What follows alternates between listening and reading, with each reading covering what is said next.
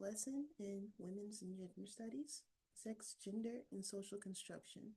I'm your professor, Dr. Maldonado. Let's get started. So, what's the difference between gender, sex, and sexuality? Often people confuse gender and sex. So, gender is the psychological identification as a woman, man, third gender, non binary, trans, two spirit, genderqueer, gender nonconforming, agender, etc. Oftentimes, you often think of gender or hear of gender as only being a man or a woman, or only being a girl or a boy. However, there are several different genders that exist outside of this hegemonic binary. And hegemonic is simply a fancy word for dominant or traditional. In many cultures, both within and outside of the United States, there are several genders that are identified by several other communities. And in order to be more inclusive, folks and scholars tend to acknowledge these varieties of genders that exist. So here are several examples, and there are more that exist outside of these examples. So gender is usually assumed by other people for you or for a particular individual based upon how you present your gender, how you dress your body, what clothes you wear, how you style your hair, how you talk, how you walk, etc. However, you or a particular individual determines their gender. Not anyone else determines a particular individual's gender. Only that particular individual determines their own gender. And gender can change throughout one's life. So one can identify as a girl or a woman at one point in their lives, but maybe 5 months, 2 years, 10 years, 20 years later, they identify as a different gender. So gender is mutable, meaning that it is subject to change. Now let's get on to sex. Sex is an assignment. It's a classification of an individual as male, female, intersex, or another sex. Now, sex is usually based upon one's anatomy, hormones, and chromosomes. However, again, I must emphasize that sex is an assignment, meaning that a medical professional looks at a baby once it's born or once it's come out of whatever device it was gestated within with today's technology, simply looks at the external genitalia and decides whether or not it is a male or a female based on the presence and or absence of the penis. Now, this medical professional compares the external genitalia to traditional models of external genitalia that's typical of a female or a male human being. And then that medical professional makes a judgment on the sex that is then assigned to the baby. Now, the doctor doesn't go through the extent of running the baby through several different types of tests to examine the internal reproductive organs, only relying on the external reproductive organs. Now, sexuality. Sexuality is the physical and or emotional attraction to another gender and or sex in relations to one's own gender and or sex. Okay? So if an individual identifies as a woman and they have a physical and emotional attraction to another woman, their sexuality, and again, sexuality is determined by the individual, not anyone else for an individual, but by the individual themselves about their own sexuality, that person may likely identify as gay or homosexual or lesbian. Now, I must say that an identification as homosexual is legitimate. However, it's an antiquated term used to once identify same gender, emotional, and sexual attraction. Some folks may still use an identity as homosexual orientation. However, in today's times, depending upon the region in which one lives and how they're socialized to identify sexuality, many folks identify as lesbian, gay, bisexual, etc. There are many different sexualities, as you see down here, that may exist, such as asexuality, heterosexuality, bisexuality, pansexuality, demisexuality, and etc. There are several different sexualities. Now, let's go on with the examples. So a woman who is emotionally and physically attracted to another woman may identify as a lesbian. And as you see, we are relying upon the gender of the individual in order to determine their sexuality, that individual per se. So if a woman identifies as a woman and is attracted to another human being who identifies as a woman, more than likely, not always, but more than likely, she would identify as either gay or lesbian. However, if an individual who identifies as a woman has an emotional and physical attraction to another individual who identifies as a man, then she would likely identify as heterosexual in this particular scenario. Let's give another example. If you have a man who identifies as a man, and he has an emotional and physical attraction to both men and women, more than likely you identify as bisexual or pansexual, etc. within this particular scenario. And pansexuality, just as a little caveat, is a sexual attraction to all genders. It acknowledges multiple genders and not just two genders. So that's the difference between bisexuality and pansexuality. So as you see in these three examples, sexuality largely is contingent upon or depends upon heavily one's own gender. And just to make it explicitly clear, the delineation between gender and sex, gender is a psychological identification, what you believe you are, your identity as a man, woman, etc. Whereas sex, that's largely dependent upon your body, the appearance of your genitalia. And that is an assignment, a medical assignment, a biological assignment that is given to you. Often you do not decide your sex once you're born. However, you can also make your sex mutable, i.e. subject to change. Now you may ask, Dr. Maldonado, how can you make your sex mutable if it's your body? Through cosmetic procedures, surgeries, hormone treatments, etc.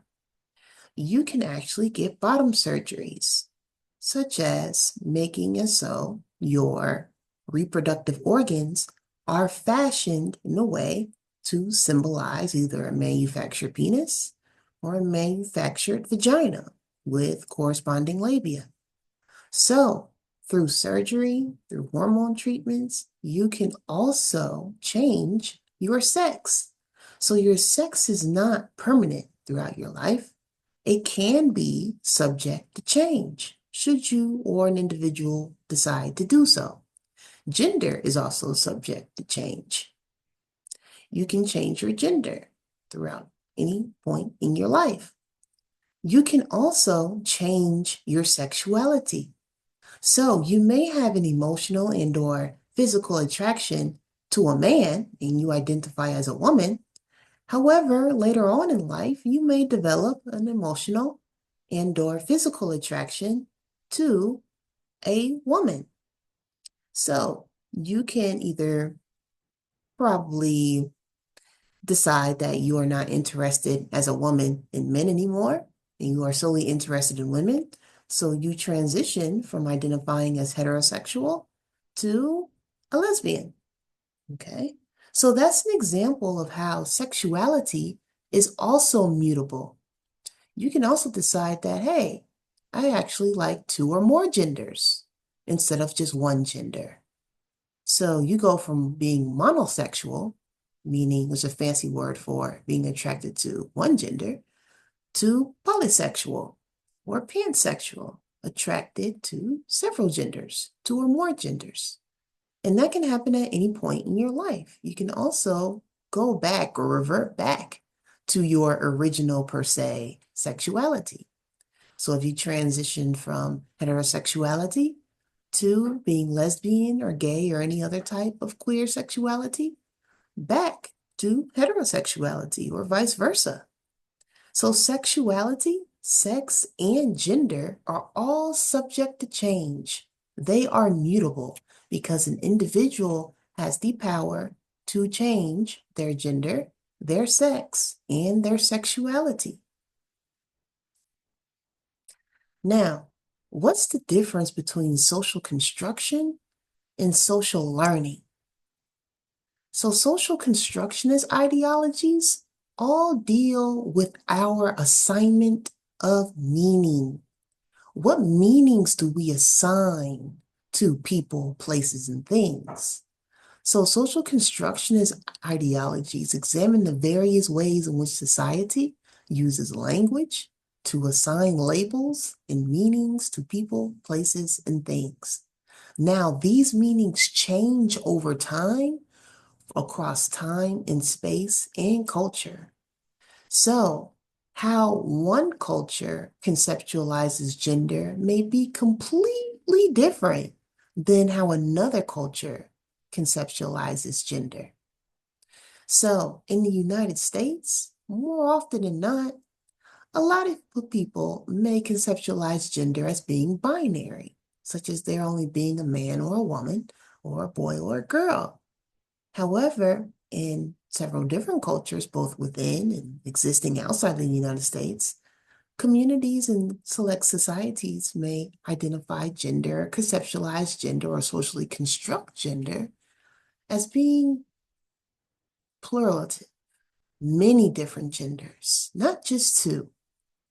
So, Society A may exist in the 19th century where they assign a particular meaning to sexuality, whereas Society B in the 21st century may assign a completely different meaning to sexuality. So meanings change again across time, culture, region, and space. Meanings change throughout generations as well. For example, once upon a time in the early 19th century, the color pink was once thought of and socially constructed as being a hyper masculine color for boys. Now, that may shock you because in today's times, pink, the color pink, is socially constructed as being a hyper feminine color, a color often associated with femininity and girlhood. However, back in the 19th century, pink was associated with hypermasculinity, toughness, and agility, all associated with boyhood and manhood. But not anymore. Why? Because those meanings around color and around constructions of gender have changed over time. So, meanings are also multitudinous. You may have several different meanings for a kitchen island table. Some people may socially construct a kitchen island as a perfect place to prepare food. Another person may socially construct the kitchen island as a perfect place to help one's children do homework. Another person may socially construct a kitchen island table as a perfect place to do Pilates or exercises on top. Another person may socially construct a kitchen island table to paint artwork. So you see, you have the same material matter, such as a kitchen island table. However, people construe the the usage of the kitchen island table in different ways. So we're not only talking about meanings associated with these abstract ideas, such as gender, sex, and sexuality, but we're also talking about tangible objects that people assign meanings to in various ways, different meanings to in various ways. Now, what is social learning? Social learning is all about monkey see, monkey do. Essentially, what people see other people do, especially people who they admire, they will often mimic and mime those same actions that they see other people do. So, Bandura, who was a psychologist, came up with modeling theory, which articulates that people learn how to behave by observing, modeling, and imitating others' actions. Now, I want us to watch a 3-minute video and think about how this can relate to gender. So let's check it out. What do you think? Can we only learn through direct experience or also from studying others? Psychologist Albert Bandura came up with an interesting experiment to answer that exact question and form a theory.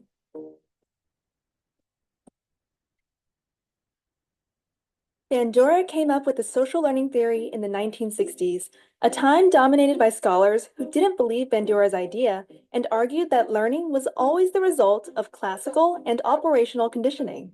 To prove that children can learn by mere observation, Bandura came up with the Bobo doll experiments, a set of controversial studies which involved preschool children, adult models, and a stand-up punch doll. In the first set of experiments, the children were seated alone in a corner of the room. From there, they observed an adult actor aggressively kicking and scolding the Bobo doll for about 10 minutes. Afterwards, the same child was put into a new playroom where another adult deliberately frustrated the child by taking away the toys the child played with. The frustrated child was then put back into the room with the Bobo doll, where Bandura and his team made the following 3 observations. 1. Children who initially saw the adult punching the doll often copied the behavior. 2. Boys were 3 times more likely to do so. 3. Boys reproduced the behavior twice as often if they observed a man do it compared to boys who observed a female actor. Girls were also more influenced by same-sex models. To find out if movies would have the same effect, Bandura let some children watch the model live and others watch it on video or as a cartoon animation. As all 3 groups showed similar responses, Bandura concluded that children imitate others regardless of where they have seen the behavior. In the last variation of the experiments, Bandura wanted to know if the children would act differently when the models were reinforced or punished for their behavior towards the doll. Now, the children first saw the actor hit the doll and then observed another adult enter the room. This second adult would then react to the actor. These last results showed that it did not make much of a difference to the children whether the aggressor was praised or not. However, the kids who saw that the model was punished displayed much less aggression later, an effect which was especially true for girls. In other words, seeing others being rewarded does not necessarily motivate us to copy their behavior. Seeing others being punished, on the other hand, can significantly diminish our will to copy it. The fact that Bandura was able to prove that children also learn by observing others was a breakthrough in psychology. So here's my question to you.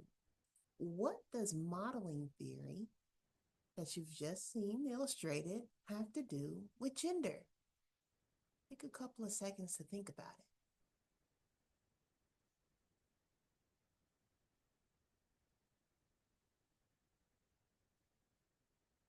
Okay. So if you have children who are watching their caregivers perform quotidian, which is a fancy word for every day, so perform everyday typical actions, those children are watching and learning how to comport themselves, how to behave themselves in a variety of different settings.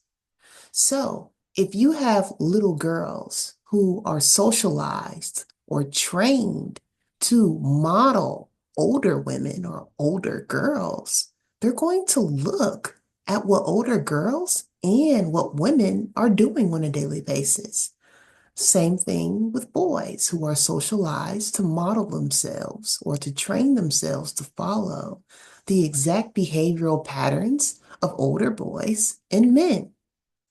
So, if girls are in environments where they watch women put on makeup every day and speak with a high octave voice and change their behavior around men versus women, those girls are going to grow up mimicking and modeling the same behavioral patterns that they've grown up watching older girls and women do.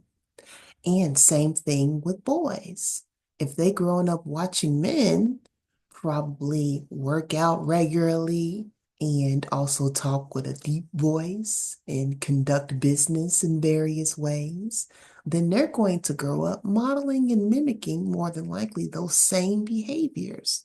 And I want you to notice how I'm using really polarized examples of how gender is understood and performed because often society relegates these strict expectations on how women and men should behave. Okay, so keep that in mind.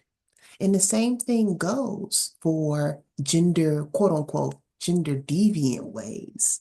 So if the only models that are present for girls are men who engage in hypermasculine ways, such as chopping wood and being active and speaking loudly and sitting in wide stances, more often than not, those girls are going to grow up behaving the same way. So this is not to say that gender is this inherent instruction for girls to only look for female models and for boys to only look for male models. No, who you're surrounded by, the actions that they execute, those children are going to grow up mimicking and miming those same actions, unless otherwise instructed differently.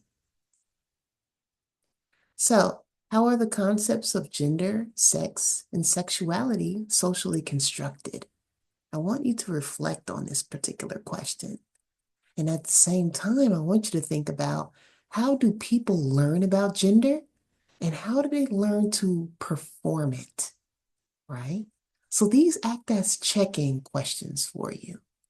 So, the concepts of gender, sex, and sexuality are socially constructed, and that people assign meanings to these three constructs in various different ways. Some people think of gender as something that's synonymous with sex, that they're one and the same. However, they're not. Why? Because remember, gender is a psychological identification as a man, woman, boy, girl, non-binary, trans, genderqueer, gender fluid, etc. Whereas sex is this assignment that a medical professional gives to you at birth, right? That has to deal, solely with the appearance of your external genitalia. Two completely different things. Whereas sexuality is something that people often think that is static as well. However, that is fluid, and that meaning is also socially constructed and multitudinous and temporal. So, how do people learn about gender and how to perform it? By watching others monkey see, monkey do, and being instructed on how to perform their gender in various ways. Such as, for example, if you are a lady, you sit in your chair with your legs tightly closed as to not expose your undergarments. Because to willingly expose your undergarments, society looks down on that because to expose one's undergarments communicates that you are acting in kind as if a man would when it comes to sexuality. Because in Western society, men are socialized to embrace hypersexuality and to pursue sexual encounters, whereas women are socialized against promoting hypersexuality and participating in it and also pursuing it. So, by sitting with one's legs closed, that communicates that a woman is chaste and sexually reserved and not sexually explicit or inviting. So you have a simple instruction such as sitting properly, quote unquote, with one leg's closed, and that is connected symbolically to sexuality and the exercising or potential exercising thereof. So here we have the genderbread person. Now, this merely illustrates visually the differences between gender, sex, and sexuality. So here, the brain, you have identity. Okay, that's all having to do with your psychological identification as a man, boy, two-spirit, girl, woman, non-binary, trans, etc. Your identity has to deal with gender. Your attraction, how you feel for another person, that has to deal with your sexuality, your emotional attraction to another person, and also your physical attraction to another person. That deals with sexuality. And sex, again, this heavy reliance on one's external reproductive genitalia, that has to do with one's sex assignment. Okay, so that's located here. And also, when it comes to the expression of one's gender, that deals with how one walks, how one talks, how one sits, how one comports themselves privately and publicly by themselves or with other people. All of those behaviors that you perform on a daily basis communicates your gender identity, okay? Because no one goes around announcing their gender. Oh, I'm a man. Oh, I'm a boy. Oh, I'm a girl. No one really does that because the message is already sent through how you perform, i.e., how you walk, how you talk, how you sit, how you behave professionally and let's say informally. So, formally and informally, right? All of those messages that you send to people, wider society, that communicates your gender. If you talk with a lower voice, that often connotes the message of masculinity. If you talk with a high voice, that often connotes the message of femininity. If you sit with your legs splayed and arms splayed, that connotes masculinity. If you sit with your legs closed and arms close to your waist, that often connotes femininity and so forth, right?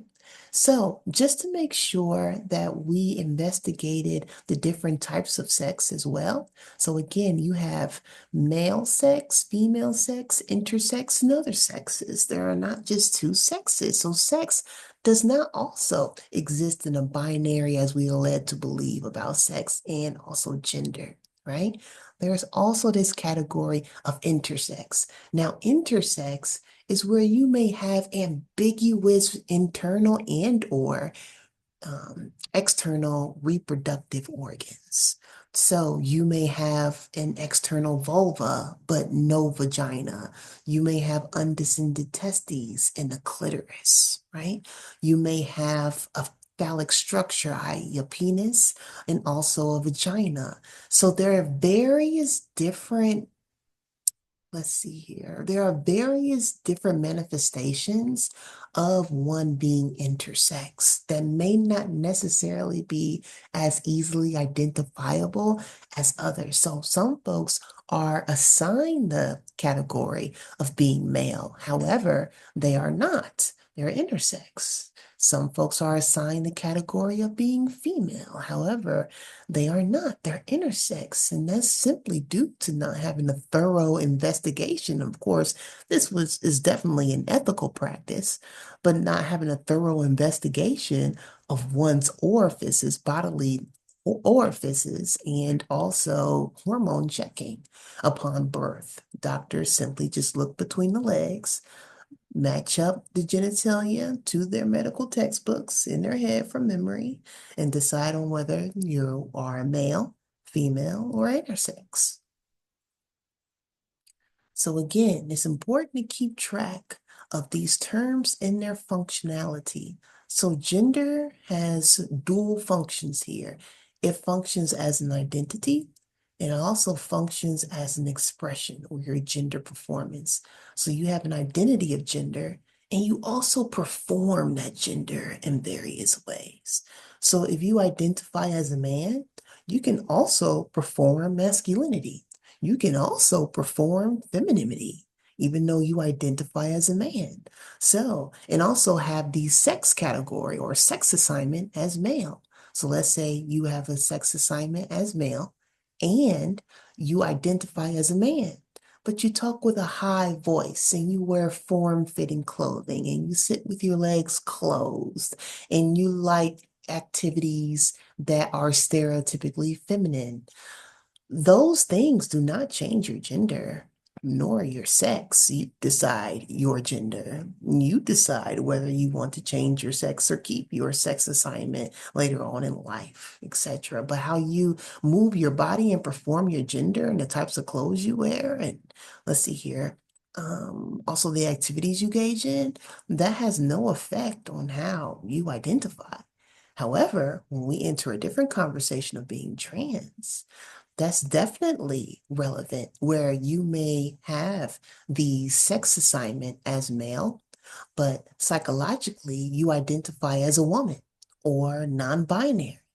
And you may perform your gender identity as a woman or any other gender to make sure it's aligned with your gender identity. Your performance and your gender identity are aligned.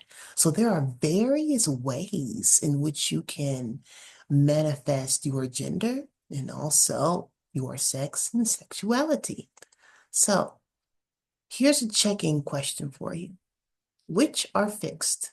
Which are fluid? Which are interchangeable? Take a couple of seconds to decide.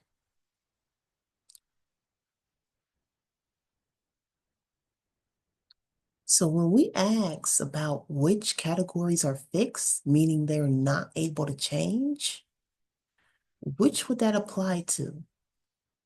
When we ask which categories are fluid, meaning that they are able to change, that they are mutable, which categories would they apply to? Also, which are interchangeable, meaning that one could be said instead of the other, since they are essentially the same.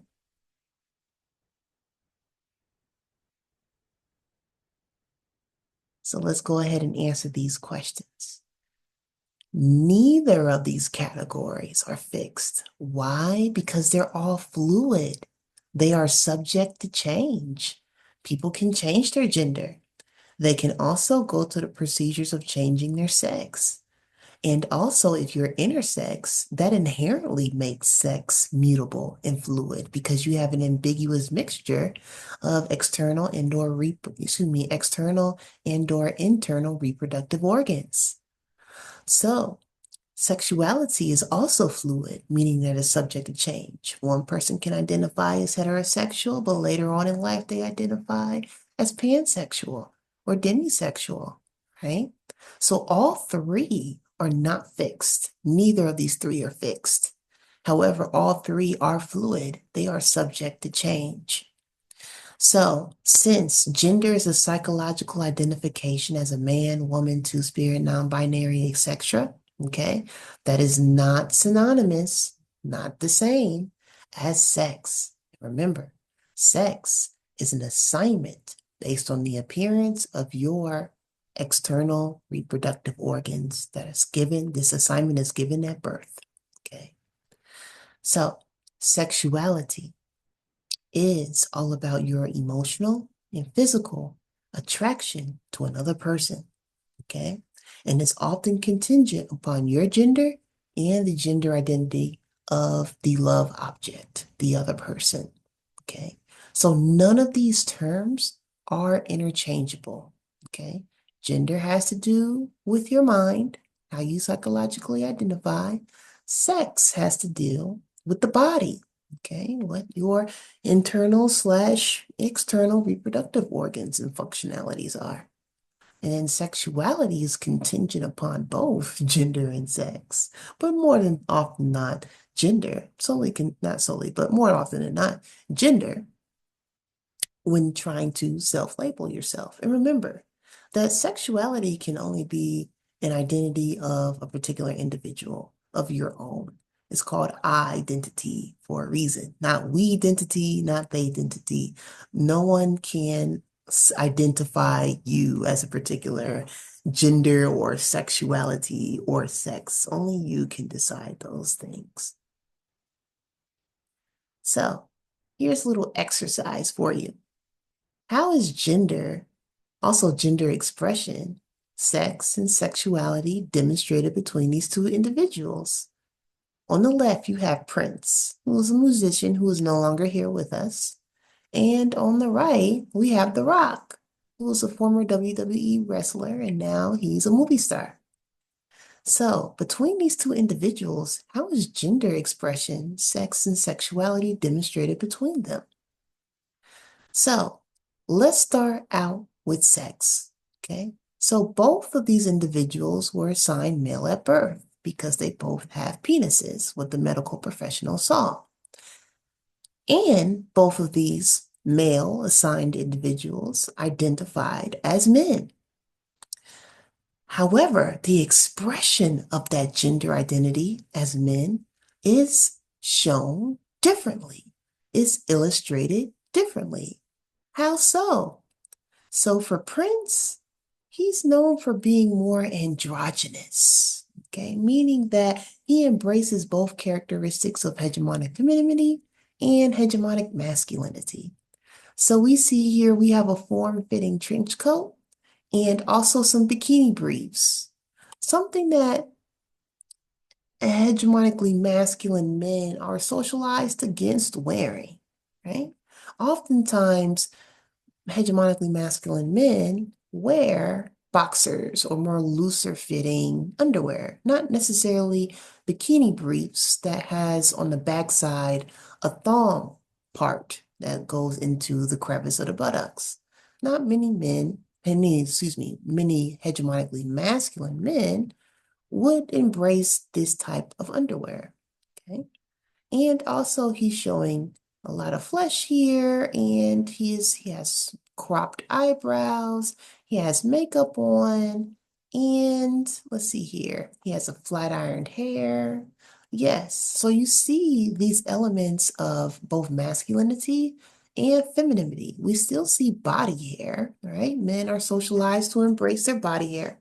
We still see facial hair as well, right? So, and also the picture is in black and white, kind of rugged, right? So we still see, and also this handkerchief right here that symbolizes this bad boy aesthetic. So here with Prince, we see a mixture of stereotypically feminine components and stereotypically masculine components. Whereas with The Rock, we see his shirt off. According to Western society, it's fine for men to have their shirt off, but we also see a hypermuscular body. There's a lot of musculature here in this photo. And he has the tattoo here, and he's giving you a menacing or threatening look, like I am a wrestler, I can defend myself, do not come near, etc. Right? So we have two men identified individuals here who were assigned male at birth, okay? And they both identify as heterosexual men, okay? So when it comes to sex, so you can see sex here as merely their bodies existing. Sex can also be performed by simply existing. Of course, we don't see their genitalia here, but just by the mere presence of these men, their bodies existing, sex also performs by simply existing. Okay? All right, very, very good. So here's just a reenactment of the genderbread person, just to get you to understand how gender is also an identity as well as an expression, okay? As well as with sex and sexuality as well. So here's an explanation. Prince and The Rock were both assigned male at birth. Both identify as heterosexual men. However, their gender presentations and expressions varied. So gender, sex, and sexuality are mutually exclusive and can operate independently of one another. This is to emphasize that these terms are not interchangeable. So here's a question for you. To understand gender, sex, and sexuality, do we necessarily need to look at another's bare anatomy or sexual relations to gauge their gender, sex, and sexuality? How do we come to understand these things, right? We do not need to look at someone naked Or ask them, okay, what are your genitals? So we can try to understand your identity to assess who they are. No, you simply come to understand someone's gender, maybe someone's sex and sexuality by not only what they communicate those things are to you for, but also how they simply perform their gender, perform their sex, perform their sexuality. Okay, so this largely has to deal with observation, okay, as well as communication. Now let's get into the tenets of communication. How do we come to understand these things? Communication is all about two things: language and performance. So language deals with words, whereas performativity deals with actions. Words are all about what you say and how you say it. Performativity is all about what you do and how you do it. Okay? So, language. These are symbols that make up words. Okay? Such as writing je t'aime. Now, you wouldn't know what that means. This is a French language. You wouldn't know what that means unless you understand French. And also te quiero. You wouldn't know what that means unless you understand Spanish. To a foreign speaker, this just looks like chicken scratch because there's no meaning assigned to it. And that's where communication comes in.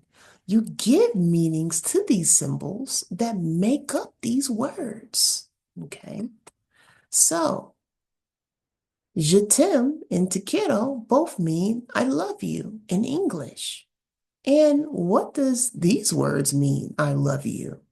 If you've never heard this phrase before, you still have to assign meaning to it.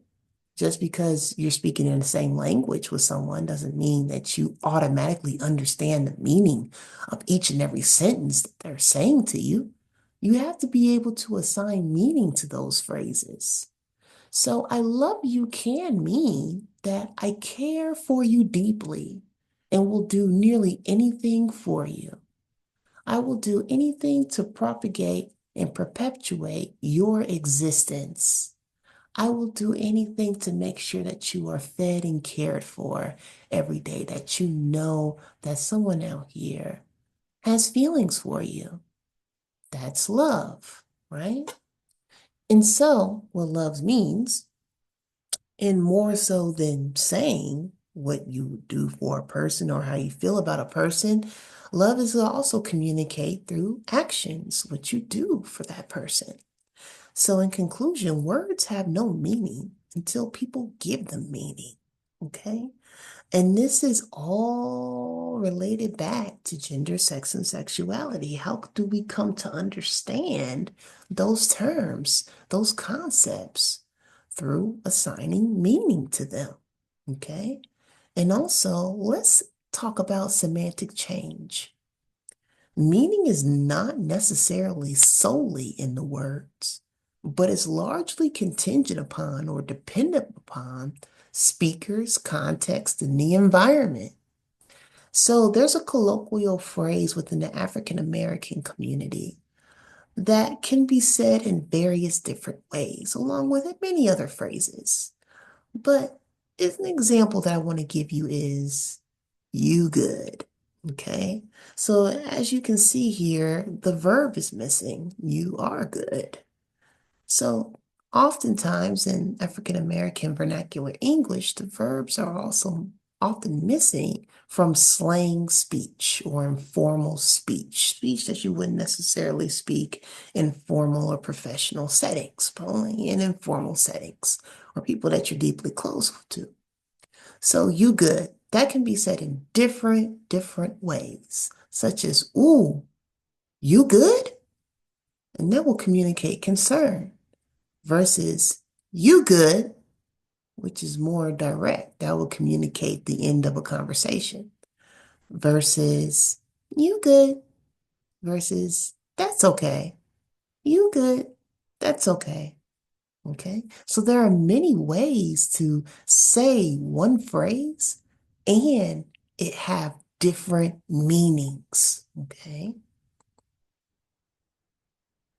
So when it comes to, again, communication and also concepts, both tangible and abstract, you do not come to easily understand them unless meaning is assigned to them. Just as with actions and behaviors have no meaning until people give them meaning. So, performance, that's the process of doing the meaning, okay? So, you can have these abstract concepts as just gender, sex, and sexuality, but how do you perform it, okay? And we saw that example with the delineation and differences between Prince and The Rock. How do they perform masculinity in different ways? Prince is more androgynous in his masculinity or demonstration thereof, his gender performance, whereas the Rock is more hypermasculine in his gender performance, whereas Prince is more androgynous. So that's an example of how the doing of gender can differ between two or more individuals or two or more communities. Now, let's get into cognitive schemas. What are they ideologically? So, cognitive schemas are these mental categorization systems that help us organize how we understand and view the world. So, our viewing of the world determines how we interact with it. And then, how our interaction determines how we ultimately influence and impact the world. So we literally have the power to change the world in order to induce institutional equity and equality for all, which is the core of feminism. Now, you may have heard of feminism as a monolithic concept. However, feminism has multiple different doctrines and meanings and different types of strategies in order to execute institutional equity and equality for all. Okay. And we will definitely get through those different types of feminisms throughout the semester. But I really want you to understand that based upon how we conceptualize the world and understand it, that conceptualization has a direct impact on how we interact with the world. And then how we interact with the world, that definitely influences and shapes our world. Okay, through your impact. So do not ever think that you do not have any power to influence and transform the world because you literally do. Our societies have been doing it for generations. So cognitive schemas influence language and communication. Again, these symbols that make up words and the meanings that we assign to those words. So I want you to think about how may we gender language? What about how may we gender communication or gender performativity or even gender objects, animals, food, and drinks? We do it in various ways. So we do it through using androcentric language, okay, or male-centered language. Also with professional titles, feminine, masculine, gender neutral forms in various languages such as French and Spanish, etc. Those are the ways in which we gender language. So if you're in a co-ed setting and someone wanted to get the attention of this co-ed group, you may have heard regularly someone refer to you all as guys. Hey guys, come over here. Often not, androcentric language is used to refer to both all men settings and co-ed settings. You do not hear of someone referring to a co-ed group that is comprised of men, women, and other genders as ladies. Hey, ladies, come over here. Or hey, girls, come over here. No, it's often a default to the androcentric language. Hey, guys, come over here, right? Now, people may use gender neutral language with saying, hey, you all, come over here, or hey, people, come over here. That's possible. Okay. So definitely remain cognizant and acknowledging of how people gender language. So we gender communication when speaking to different types of groups of people. So you may talk with authority or with a deeper voice in a conference room or in a business room, or you may speak with a higher octave or a softer voice to a group of children. Why the difference? Because when you're handling business, it's often socially constructed, this business setting, as a masculine setting. So both men and women have been shown to use a more authoritarian voice that is deeper in octave, that's more assertive in tone when conducting business. Whereas handling children, that's often socially constructed to be a feminine chore or a feminine responsibility. So both men and women have been shown to speak to a group of children, especially a group of children that's non-related to them, as more softly in a lighter tone.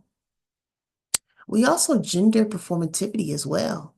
Think about how we masculinize or feminize clothing, jewelry, and hairstyles, right?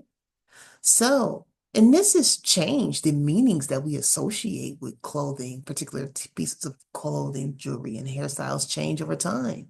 So think back in the 80s when it was perfectly fine for men to wear form-fitting clothing, like those skinny jeans and tight shirts, and even crop tops back in the 80s for men.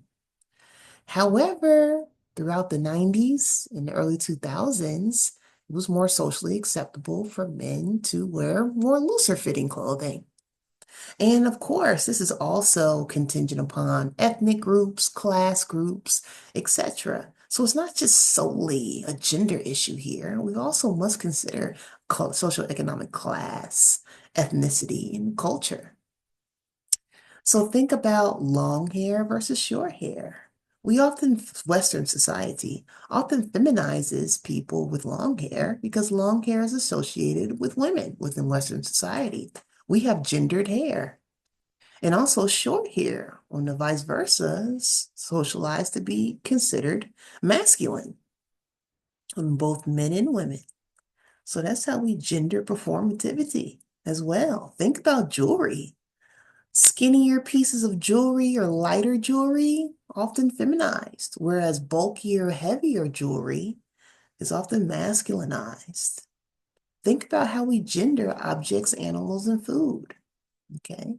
So, cats often associated with femininity and dogs often associated with masculinity due to the abilities of both different types of animals. Cats are socially constructed as being soft and sweet, etc., whereas dogs are socially constructed as being also sweet, but they're also functional for outside activities such as sporting and hunting and playing rough games.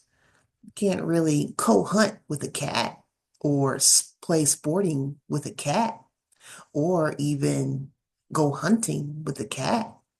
Sure, you can, but not to the degree and as the probably more ease of training as with dogs, right? So, cats often relegated to inside the home and dogs relegated to outside the home. And what's also gendered to being inside the home and outside the home? Men and women. Women are often socialized across various societies to be keepers of the hearth, to be homemakers, to take care of the home, whereas men are socialized to be external to the home, take the trash out, mow the lawn, cut the grass, all external activities. Also to focus on working and bringing home the money to take care of the household, an external activity. Again, we can connect that to cats and dogs. Also, male and female connectors, fasteners. Okay. The plugs that receive the fastener often coded as a female connector. The plugs that often have the extended metal pieces to go into something else, considered the male fastener. Okay. So you can even break this down into desserts and alcoholic beverages. Think about cocktails and martinis, these drinks that are small in volume and in daintier glasses, often coded as feminine.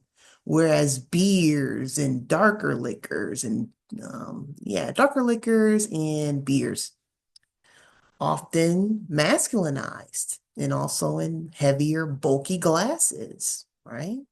So we associate this dark light dichotomy with men and women respectively, and this light heavy dichotomy with women and men respectively, etc. So there are many ways in which we gender language, communication, performance, and objects, animals, and food.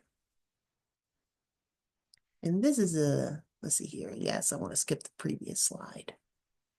So this is a good point to stop. We will actually cover the mythical norm probably in 2 weeks later on this semester. So thank you so much for your time and attention. And I look forward to reading your responses for your learning assessments.